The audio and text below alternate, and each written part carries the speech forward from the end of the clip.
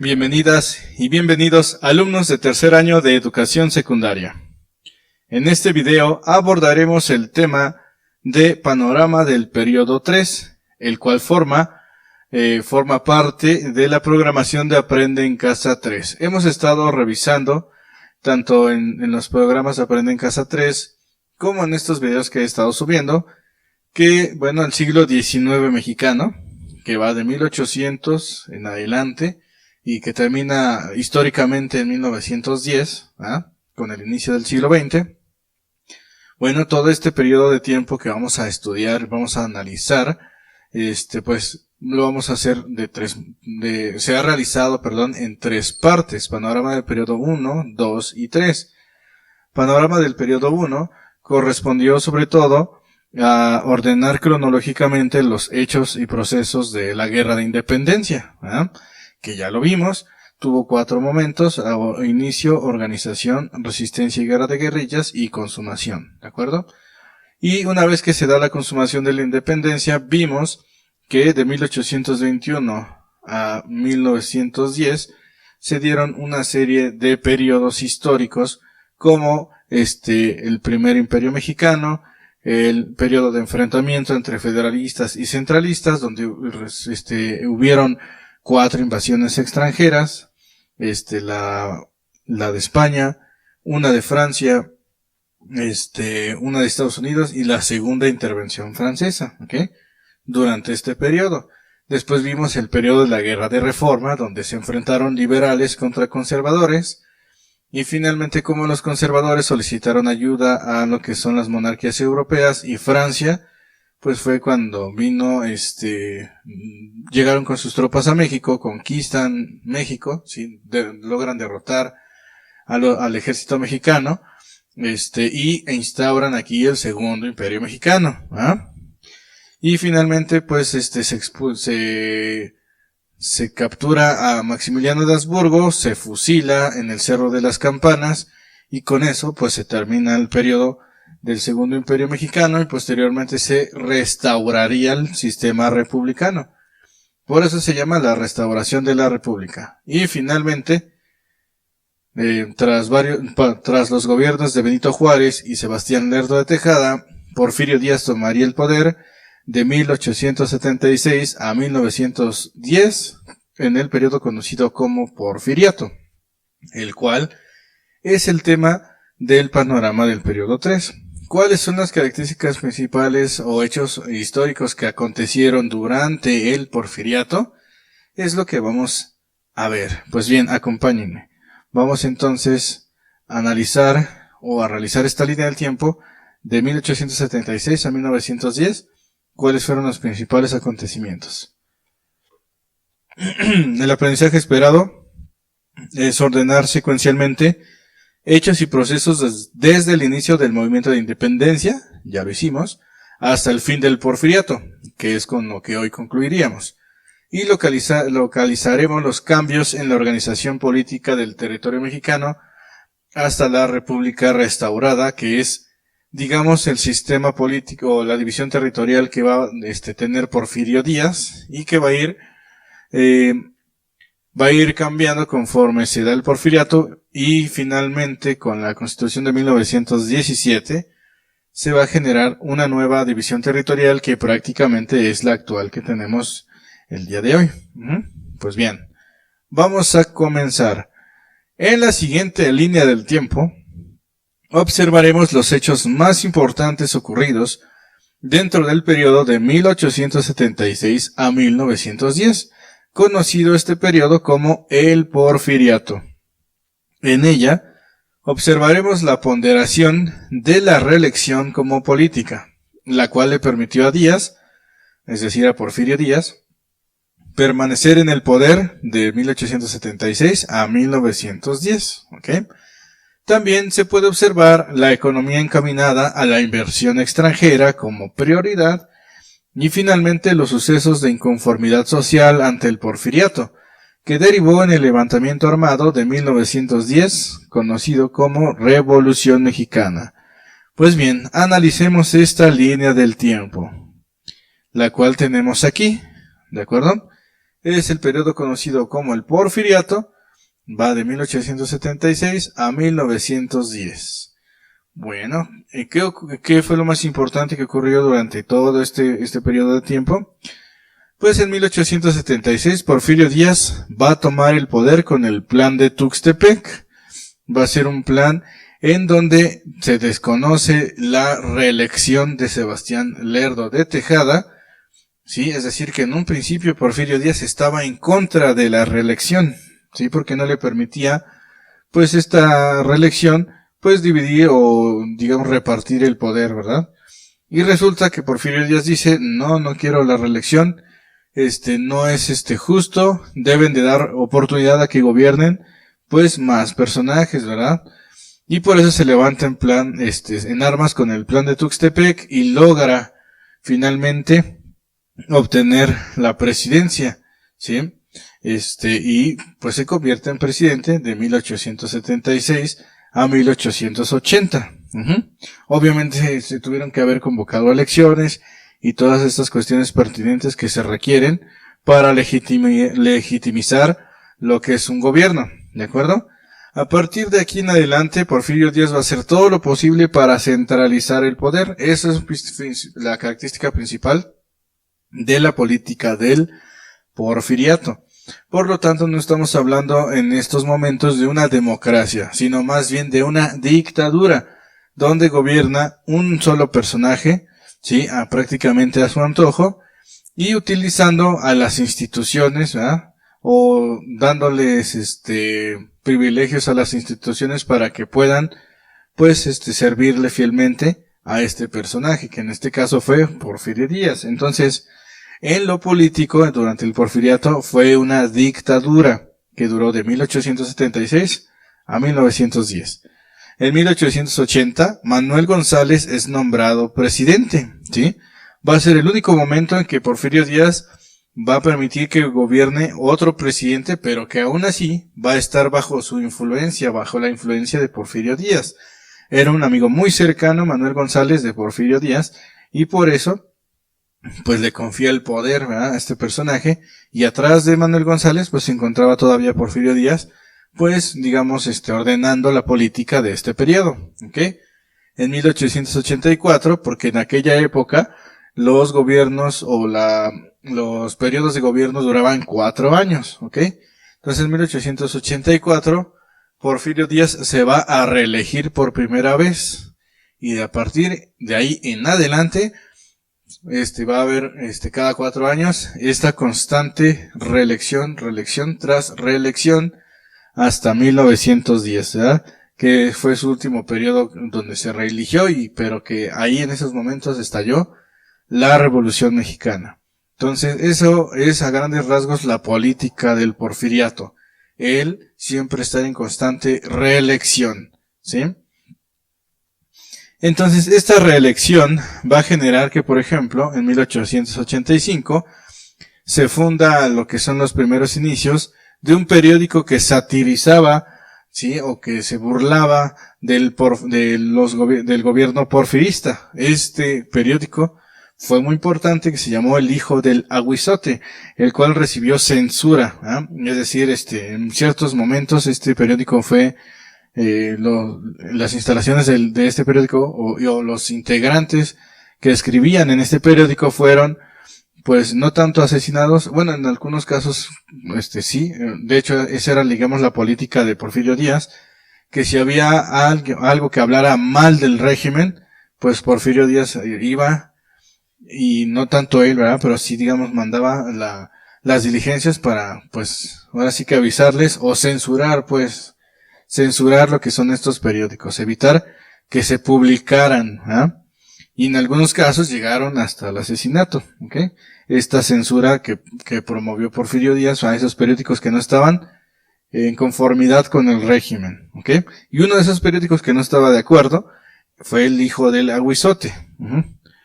Bien, en 1886 se da un convenio comercial entre México y Francia. ¿Por qué es importante tomar en cuenta esto? Porque si hablamos de economía durante el Porfiriato, se ponderó siempre la llegada de inversión extranjera. ¿Qué quiere decir? Que México no tenía capital, necesitaba de capital extranjero para poder crecer la industria en nuestro país. Aquí es donde empieza a generarse la industria durante el Porfiriato.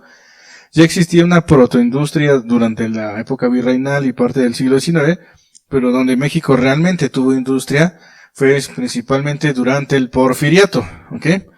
Pero esta industria no fue producto de México, sino que lo trajeron los extranjeros, principalmente los socios que tuvo Porfirio Díaz, que fue Estados Unidos como principal socio, Inglaterra, Alemania y Francia, que aparte de su inversión extranjera también trajo esta influencia cultural durante el Porfiriato.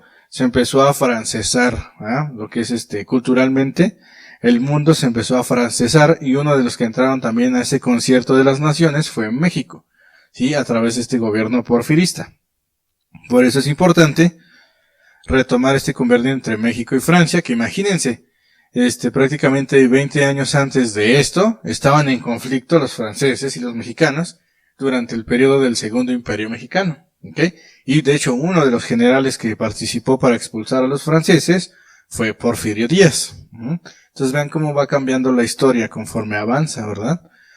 Después, en el 1887, se reforma la ley para permitir la reelección, para hacerla oficial, y a partir de ahí en adelante, pues ya dijimos, Porfirio Díaz va a controlar el poder durante todos los siguientes periodos de gobierno que continuaron a través de la figura de la reelección. Entonces, por eso, al año siguiente, 1888, Porfirio Díaz asume la presidencia por tercera vez, primera vez aquí se reelige por primera vez y otra vez vuelve a ser presidente, y así cada 4 años, ¿ok? 1891 se inaugura la línea ferroviaria de México a Veracruz con 547 kilómetros.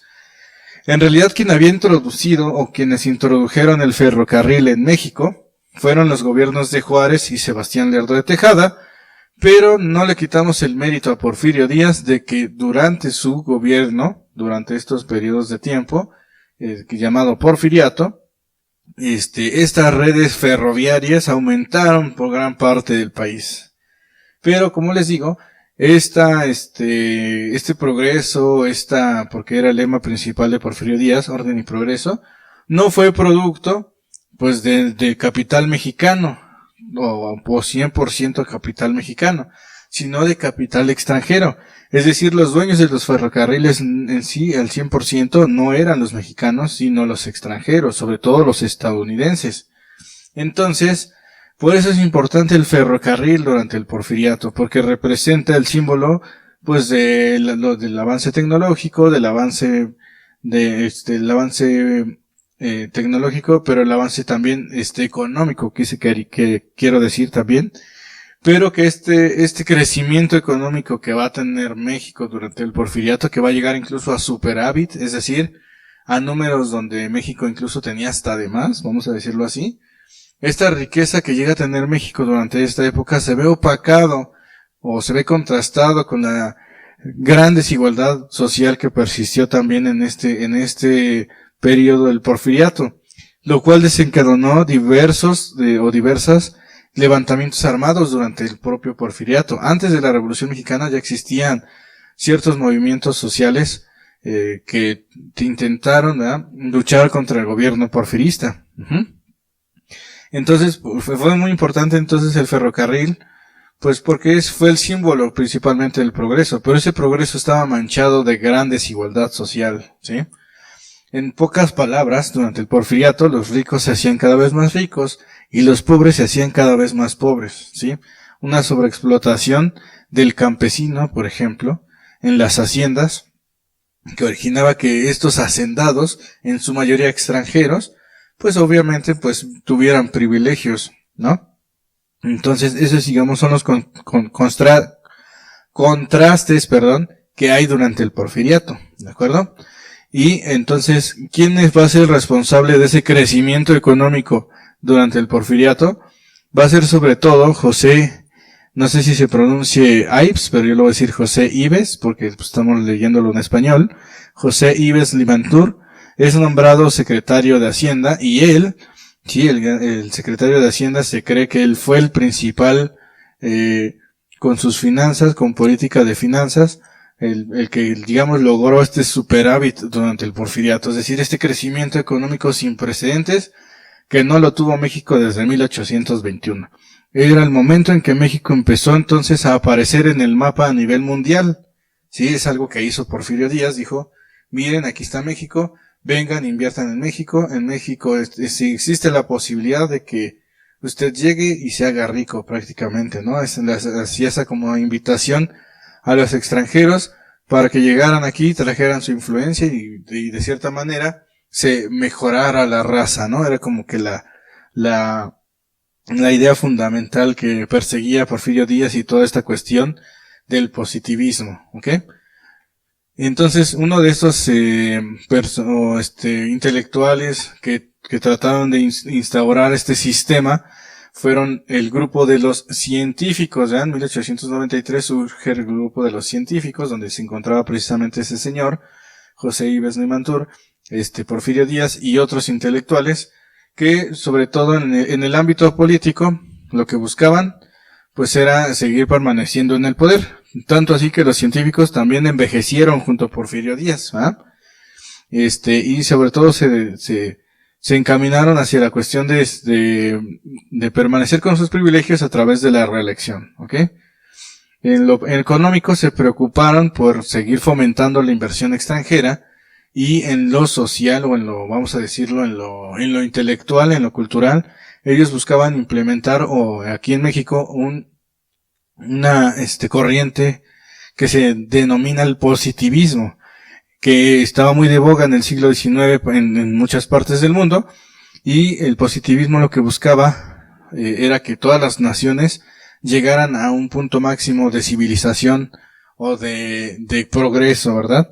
Y el símbolo principal del progreso para esas naciones pues era la industria, la tecnología, lo que es el avance de la humanidad hacia mejores condiciones de vida, ¿no? Es digamos el lema principal del positivismo de un tal Auguste Comte, un autor francés que empieza a desarrollar toda esta teoría y que en México lo traen y que lo empiezan a utilizar los científicos como filosofía dentro del gobierno porfirista, y de ahí nace pues esta idea del orden y progreso, ¿de acuerdo?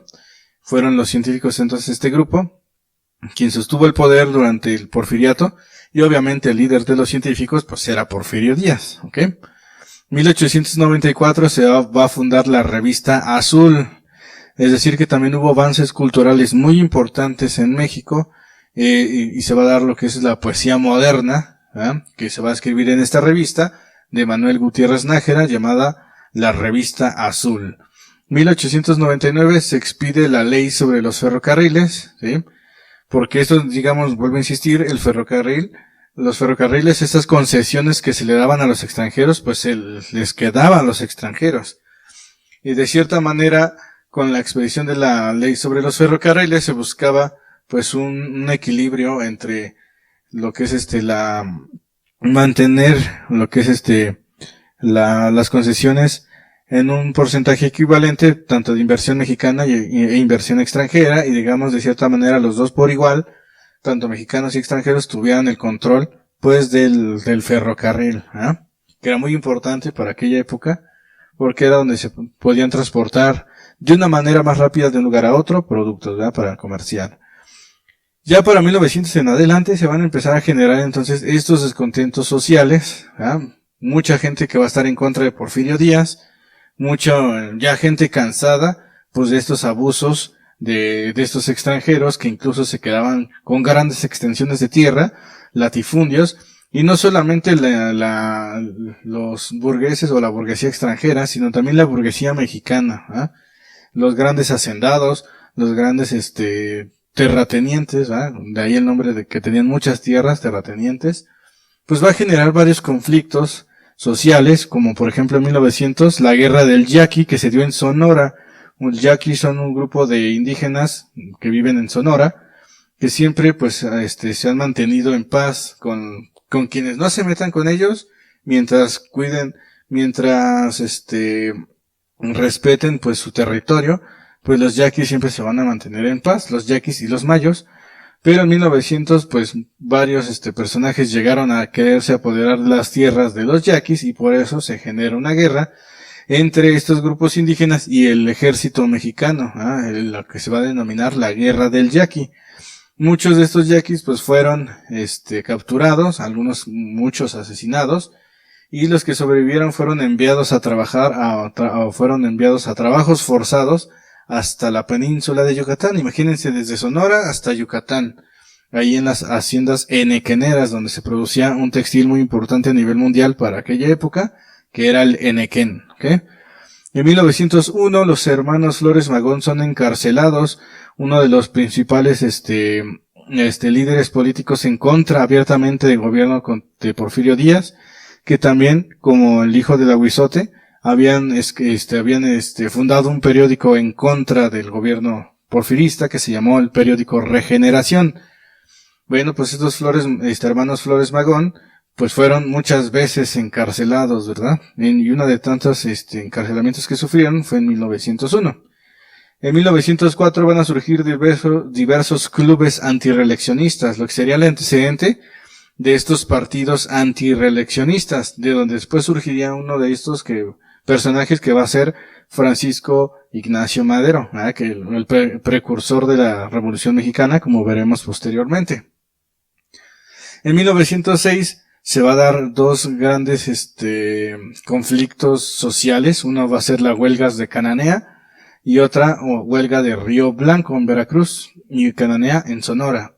La primera fue una huelga de mineros que ya también que buscaban mejorar sus condiciones laborales, pero pues fueron asesinados, fueron reprimidos por el gobierno mexicano, pero más que por el gobierno mexicano, incluso por el gobierno por lo que es los Rangers de Estados Unidos. Le permitieron entrada a lo que son los Rangers aquí a México, llegaron aquí a territorio mexicano, y ellos fueron los que apoyaron a estos dueños de estas mineras que eran de origen estadounidense, y estos mismos fueron los que reprimieron a los trabajadores allá en Cananea en 1906. Y también lo mismo ocurrió aquí en México, en Río Blanco, en lo que es en Veracruz, con una huelga de trabajadores textileros. Esto va a generar descontento muy fuerte, que después, posteriormente, pues va a traer como consecuencia el inicio de la Revolución Mexicana. 2 años antes, en 1908, ya Porfirio Díaz, ya un Díaz más anciano, ya viejo, pues se entrevistó con Krillman, un reportero, el cual entre lo más destacado de esa entrevista fue que Porfirio Díaz dijo: ya estoy listo para retirarme, ya no quiero estar en el gobierno, ya estoy muy viejo, así que le voy a dar paso a la siguiente generación, ¿sí? Y pues resulta que a 1910 pues se vuelve a reelegir. Entonces eso va a generar descontento de la gente y por eso va a iniciar la Revolución Mexicana. Y pues así vamos a terminar a grandes rasgos todos estos acontecimientos que duraron o se dieron durante el periodo del Porfiriato. Espero pues haya sido de su agrado este video. Cuídense mucho, nos estamos viendo, hasta la próxima.